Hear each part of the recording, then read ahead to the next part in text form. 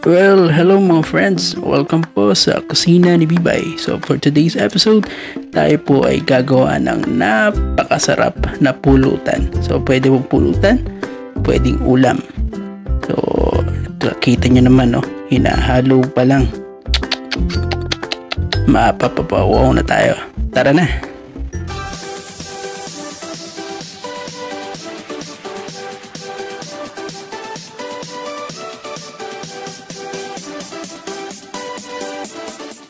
At yes, tama po, para sa ating chicken sisig, tayo ay gagamit ng chicken breast o yung dip-dip ng manok.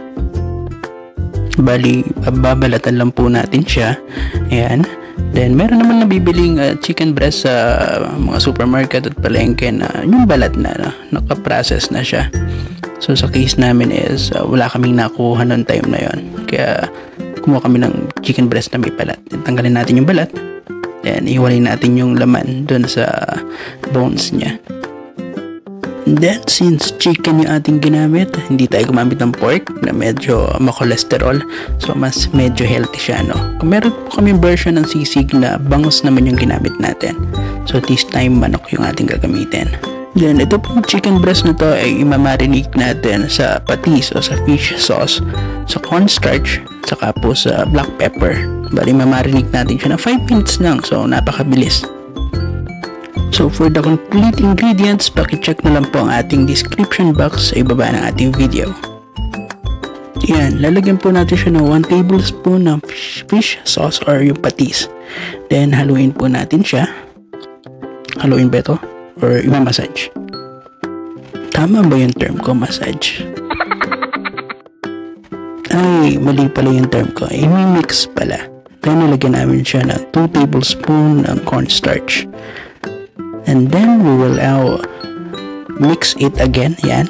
Mix na. Hindi na massage. And then, lalagyan natin siya ng black pepper. Kaso, parang walang lumalabas na black pepper. Di ba barado yan, mami?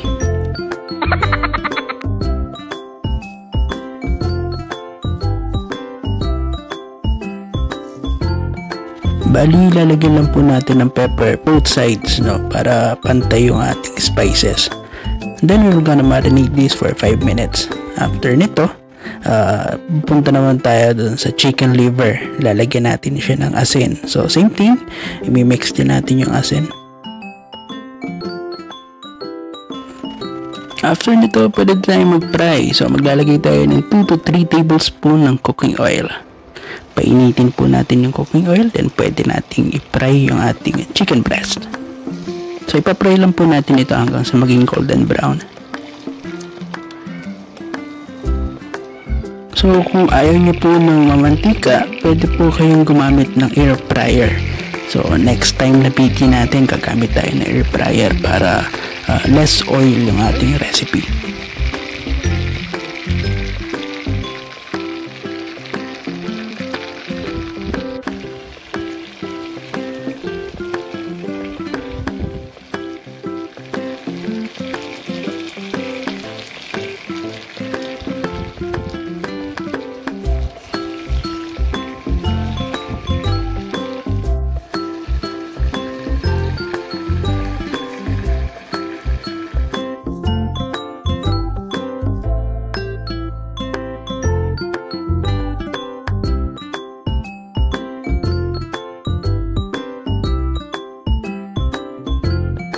Then, kapag po golden brown na yung ating chicken, pwede na natin siyang hanguin.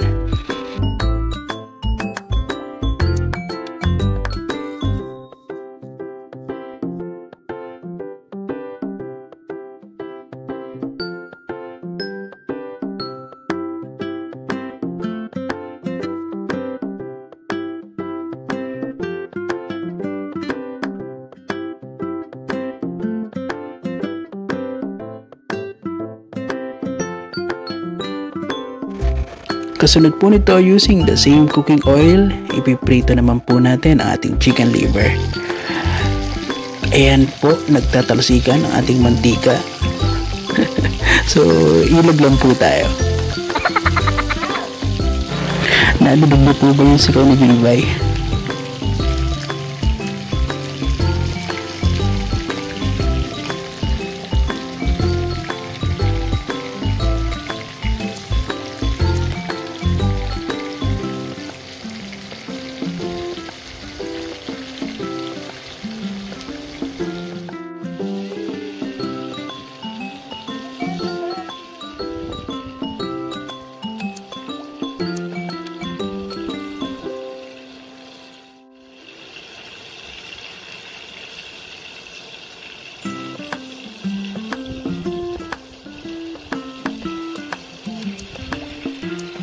kapag puluto na ang ating chicken liver, we will gonna set this aside. So, huwag niyo pong prituhin ng gusto yung ating liver dahil titigas po ito.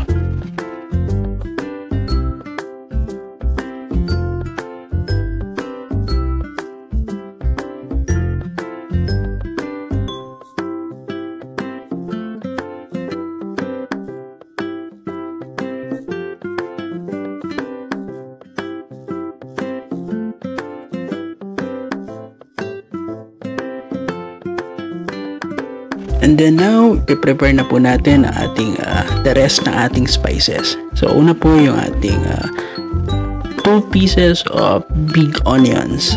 So ito po ang mga nagpapasarap sa sisig, no?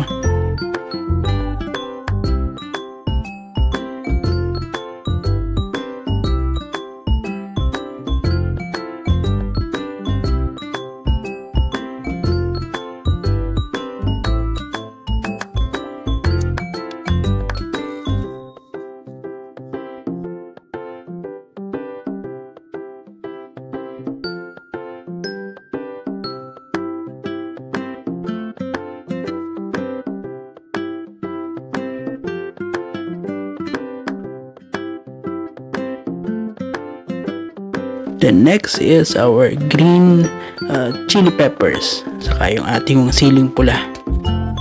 Kung hindi naman po kayo mahilig sa maanghang, eh pwede nyo naman pong huwag lagyan ng ano ba tawag dito? Green chili. Green chili.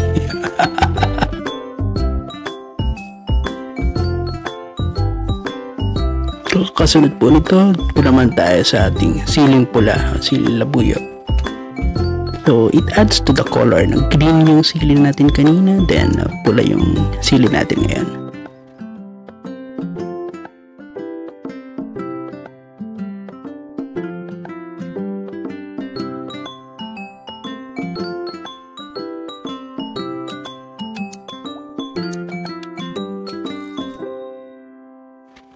Then, puputulin na po natin at ikakat yung ating chicken breast sa bite size or the cube size, no?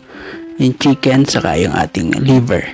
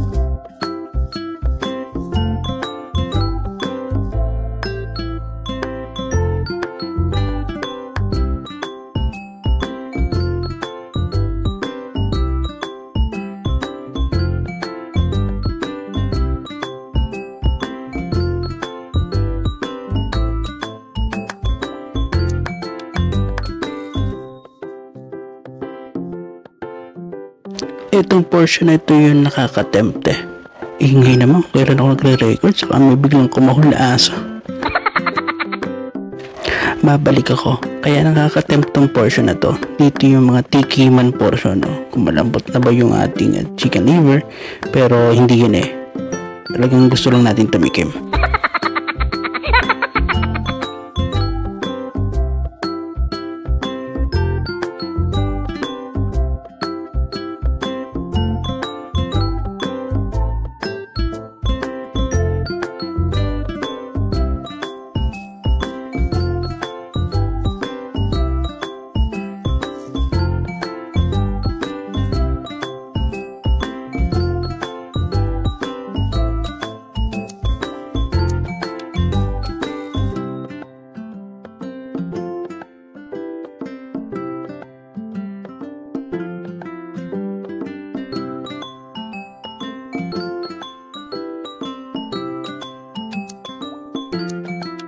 And kapag po nagayat na natin sila, paghahalu-haluin lang po natin lahat ng ating ingredients, no?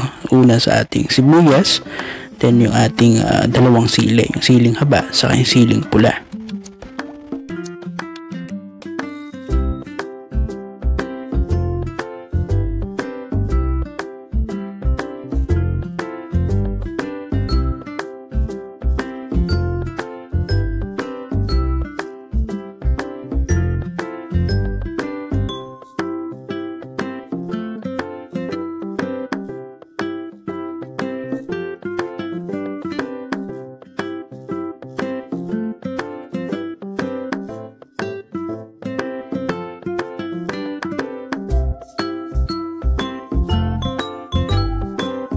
And then, naglagay po kami ng 2 tablespoon ng Knorr liquid seasoning. Yan ha, plugging kami. Knorr, baka naman. Sabi ko kay Bibay dito, Mami, tanggalin mo yung takip. Ayaw tanggalin yung takip. Di, sige, pigayin mo ng pigayin yan.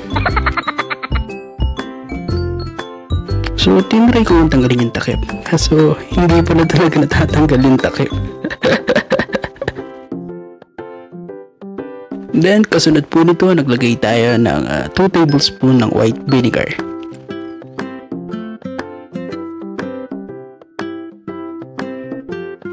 Sige lang po, haluin lang po natin ang haluin.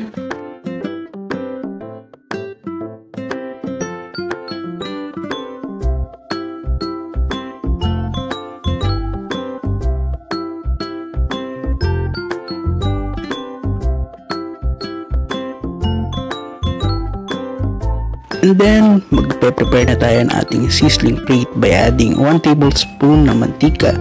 Then, lalagyan po natin siya ng butter. So, magtataka tayo, taka ko, sabi ko, bakit nilagyan muna ng mantika bago nilagyan ng butter. So, sabi ni Bibay, para daw hindi masunog yung butter. Then, kapag po fully melted na yung ating butter, lalagyan natin yung ating mixture ng chicken, no? Dito, magsisimula na siya mga amoy restaurant. Mga amoy, tara, kain na tayo.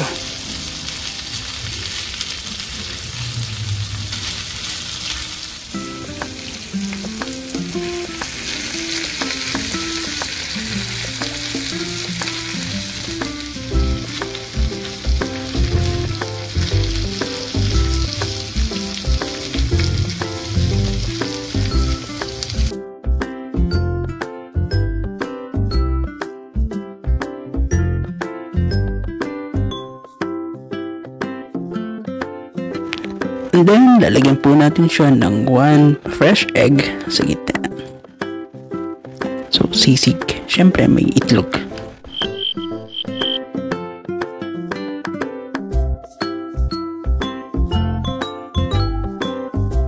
Bali, hintayin lang po natin medyo maluto ng kaunti yung itlog. Then, we can now serve it hot, no, habang sizzling plate pa siya. So, dito po natatapos ang ating recipe for today na chicken sisig. So, masarap po itong partner sa beer. Kita nyo naman, meron tayong San Miguel Beer Light. San Miguel Light, baka naman. Well, anyway, thank you for watching our video. We hope you like it. Then, don't forget to like, subscribe, and share. Then, we are Kusina ni Bibay na nagsasabing, enjoy cooking.